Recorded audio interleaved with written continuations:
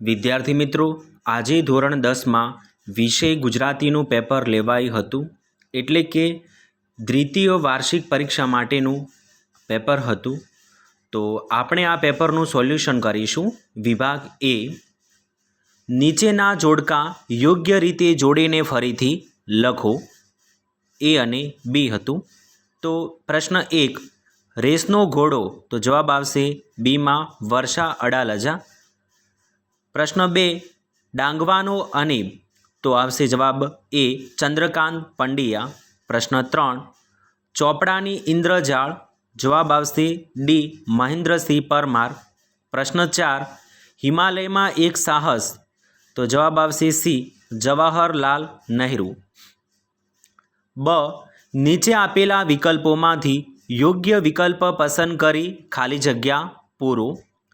પ્રશ્ન 5, નાની બહેનના પતિ સંજયનું મૃત્યુ ખાલી જગ્યા ફેલ થવાથી થયું, તો કિડની ફેલ. પ્રશ્ન 6, નરેને ખાલી જગ્યા તાલીમ મેળવી હતી, તો વન સંરક્ષણની તાલીમ મેળવી હતી. પ્રશ્ન 7, જીવલાએ લેખકના પિતાજી પાસેથી ખાલી જગ્યા રૂપિયા વ્યાજે લીધા હતા, તો જવાબ આવશે 300. પ્રશ્ન 8, શ્રીમદે રચેલા સર્વોત્કૃષ્ટ દર્શન ગ્રંથ ખાલી જગ્યા છે, તો આ પ્રશ્નનો જવાબ આવશે મોક્ષમાળ. નીચે આપેલા પ્રશ્નોના એક વાક્યમાં ઉત્તર લખો. પ્રશ્ન 9, રીંછ માણસને જોઈને શું કહે છે? પ્રશ્ન 10, ડાંગવાનો અને પાઠ શેમાંથી લેવામાં આવ્યો છે? તો રખડું અને કાગળમાંથી લેવામાં આવ્યો છે. નીચેના આપેલા પ્રશ્નોના 3-4 વાક્યોમાં ઉત્તર લખો. પ્રશ્ન 11, લેખક કઈ બાબતને તંદુરસ્ત સમાજની મર્યાદા ગણાવે છે? પ્રશ્ન 12, રાજકોટની છત્રી લેવા જવાની વાતમાં લેખક શા માટે મક્કમ રહ્યા? પ્રશ્ન 13, ડુંગરની પત્ની અચાનક અટકીને શા માટે ઊભી રહી હતી? નીચેના પ્રશ્નોના 10-12 વાક્યોમાં મુદ્દાસર ઉત્તર લખો. કોઈ પણ 2. પ્રશ્ન 14, ભૂખથી ભૂંડી વીખ નવલકથા ખંડના આધારે દુષ્કાળનું ભયાનકતા તમારા શબ્દોમાં વર્ણવો. પ્રશ્ન 15, ઢેલ ઘોડીની વફાદારી અને ખાનદાનની વિગતે વર્ણવો. પ્રશ્ન 16, જન્મોત્સવ કૃતિના આધારે નવજાત બાળકની કરુણતા વર્ણવો. વિદ્યાર્થી મિત્રો, હવે આપણે વિભાગ બી જોઈશું. પ્રશ્ન 17, શીલવંતી સાધુને, તો જવાબ આવશે 3, ગંગા સતીના ભજન ગંગામાં. પ્રશ્ન 18, વતનથી વિદાય થતા, તો જવાબ આવશે 1, અંતરિક્ષ. પ્રશ્ન 19, માઘવને દીઠો છે ક્યાં? તો જવાબ આવશે વરસાદની મોસમ છે. પ્રશ્ન 20, દિવસો જુદાઈના જાય છે, જવાબ 2, મહેક. પ્રશ્ન નંબર 21, હું એવો ગુજરાતી કાવ્યમાં કવિ નરસિંહ મહેતાને ખાલી જગ્યા માટે યાદ કર્યા છે, પ્રભાતિયા. પ્રશ્ન 22, રાત રાણી ખાલી જગ્યા નહાય છે, તો જવાબ આવશે સુગંધ. ખાલી જગ્યા બનવું કઠિન છે, તો કુલદીપ. પ્રશ્ન 24, રાધાની આંખમાં ઉદાસીન હોવાનું કારણ ખાલી જગ્યા છે, તો કૃષ્ણ વિરહ. નીચેના આપેલા પ્રશ્નોના એક વાક્યમાં ઉત્તર લખો. પ્રશ્ન 25, હાઇકુમાં કુલ કેટલા અક્ષર હોય છે? તો જવાબ આવશે 17. પ્રશ્ન 26, ગુજરાતી વ્યક્તિના શ્વાસમાં શું છે? નીચેના પ્રશ્નોના 3-4 વાક્યોમાં ઉત્તર લખો. કોઈ પણ 2, 4 માર્કનો હતો આ પ્રશ્ન. પ્રશ્ન 27, કવિ ક્યાં સુધી મહુડીને છાપ તળે પડી રહેવા માગે છે? પ્રશ્ન 28, ઉછરે છો રોજ કાયમથી ફફડમાં દીકરી અમે કવિ શા માટે કહે? પ્રશ્ન 29, કવિ મૂળ પરિવેશની ઝંખના કઈ રીતે કરે છે? નીચેના પ્રશ્નોના 10-12 વાક્યોમાં ઉત્તર લખો. પ્રશ્ન 30, શિકારીને કાવ્યનો ભાવાર્થ જણાવો. પ્રશ્ન 31, નરસિંહ મહેતાએ વર્ણવેલા વૈષ્ણવજનના લક્ષણો જણાવો.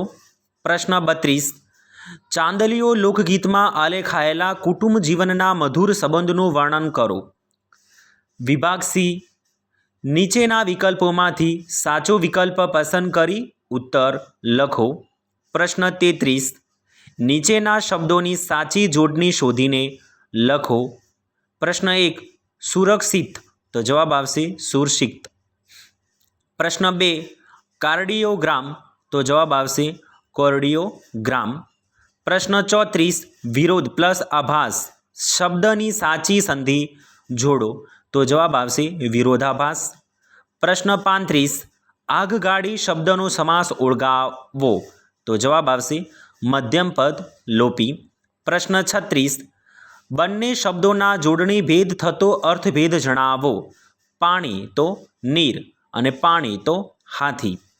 પ્રશ્ન 37 ઓળખાણ શબ્દમાં કયો પ્રત્યય રહેલો છે તે જણાવો, તો પર પ્રત્યય.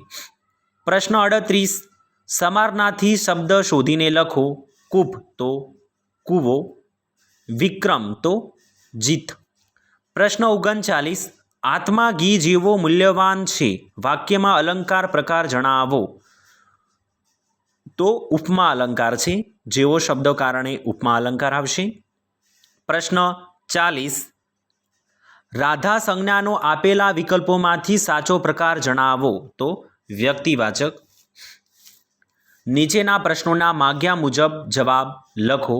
પ્રશ્ન 41 નીચેના રૂઢિપ્રયોગ અર્થ આપો, તો કંઠે પ્રાણ આવવું, તો મરવા જેવું થવું. પ્રશ્ન 42 નીચે આપેલા કહેવતનો અર્થ લખો, તો બાવાના બે બગડા, તો બંને બાજુ પરિસ્થિતિ બગડવી. પ્રશ્ન 43 નીચેના શબ્દ સમૂહ માટે એક શબ્દ આપો. શબને ઉઢવાનું લુગડું, તો કફન. પ્રશ્ન 44 વિરુદ્ધાર્થી શબ્દ આપો. સાંકડી, તો પહોળું. પ્રશ્ન 45 નીચેના શબ્દને કર્મણી વાક્યમાં ફેરવો, તો હું તો ભૂતકાળ બાદ કરીને જીવતો હતો, મારાથી ભૂતકાળમાં બાદ કરીને જીવતો હતો. પ્રશ્ન 46 નીચેના તળપદા શબ્દોનું શિષ્ટ રૂપ આપો. વાળું, તો રાતનું ભોજન. પ્રશ્ન 47 નીચેના વાક્યમાંથી ક્રિયા વિશેષણ શોધીને તેનો પ્રકાર લખો. વૈભવ એકાએક રડવા લાગ્યો, તો એક એ રીતિવાચક છે. પ્રશ્ન 48 નીચેના વાક્યમાંથી વિશેષણ શોધીને પ્રકાર લખો. તો રીસાળ શિશુને બોલાવતી બા હતી, તો જવાબ આવશે બોલાવતી. પ્રશ્ન 49 નીચેના શબ્દના ધ્વનિ ઘટક છૂટા પાડો. સૌંદર્ય, તો સ પ્લસ ઉ પ્લસ દ પ્લસ અ પ્લસ ય પ્લસ ર. પ્રશ્ન 50 નીચેના વાક્યને પ્રેરક વાક્ય બનાવો. છત્રી પર નામ સરનામું ટેલિફોન નંબર લખ્યા, તો લેખકે છત્રી પર નામ સરનામું ટેલિફોન નંબર લખાવ્યું. પ્રશ્ન 51 નીચેની પંક્તિનો છંદ ઓળખાવો.